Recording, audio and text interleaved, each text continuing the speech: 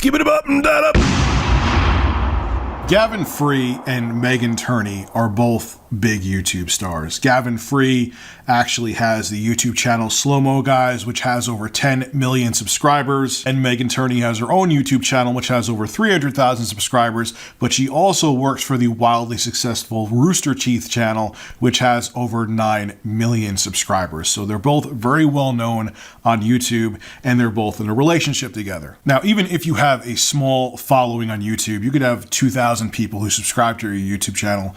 It seems just inherent that you're going to have avid fans and devout haters, and some people that get borderline unhealthily obsessed with you. I understand that firsthand. And that was no different for Gavin Free and Meg Turner. They had some pretty interesting people that follow them. And unfortunately, one person took their obsession and fanhood with both Gavin Free and Meg Turner to an unhealthy obsession, to the point where he broke into their house and was going to try to kill them. Now, the man who was obsessed with both Free and Turner was Christopher Giles, and he drove 11 hours from New Mexico to Austin, Texas, to break into their home and attempt to rob them and kill them. Now, this happened on January 26th at 3:40 a.m. Both Free and Turner heard a crash and then a gunshot.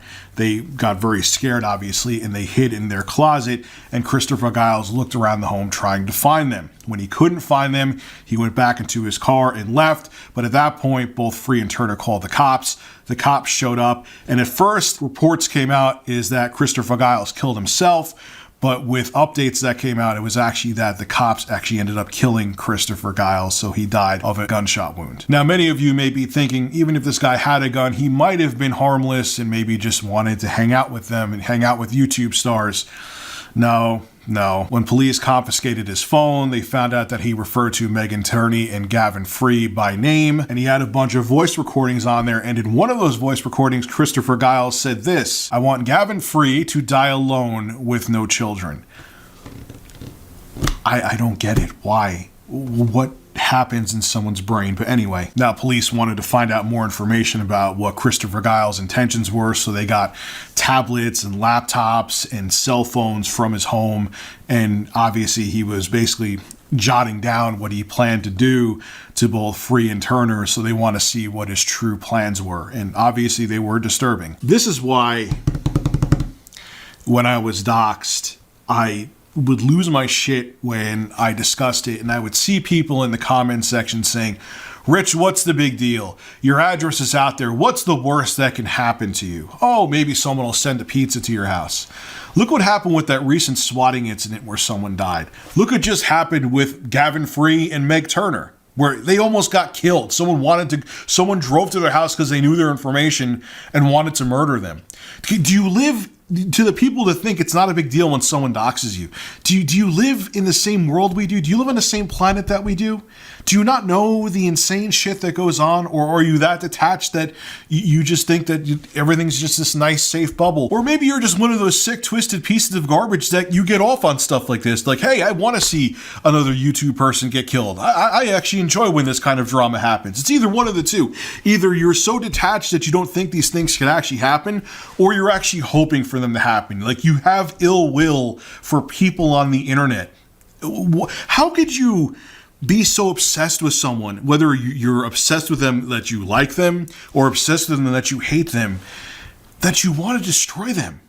I mean, I obviously know this is a sickness. They say he was a lonely, disturbed guy, but maybe I'm trying to understand broken brains, mentally defective people, but there's many people that I don't like in real life and on the internet, but I wouldn't go through so much effort to try to destroy them, or even worse, try to murder them. Why would you put so much focus and effort on something that has no meaning in your life? Even if you don't like Gavin Free and Meg Turner, or you love Gavin Free and Meg Turner, why would you go out to their home to either be with them or destroy them or try to kill them? What does it do for you? What benefits you? How does it benefit you? I can't. I know I'm like stuttering and mumbling right now, but I don't understand it. A lot of these people, like Christopher Giles, I guess they feel they have their life is a lost cause and they have nothing else to lose, so they may as well ruin someone else's life. Like, he wanted Gavin Free to die alone with no children. That's sick, man. Why? because your life, you fucking coward, because your life is a lost cause, Christopher Giles.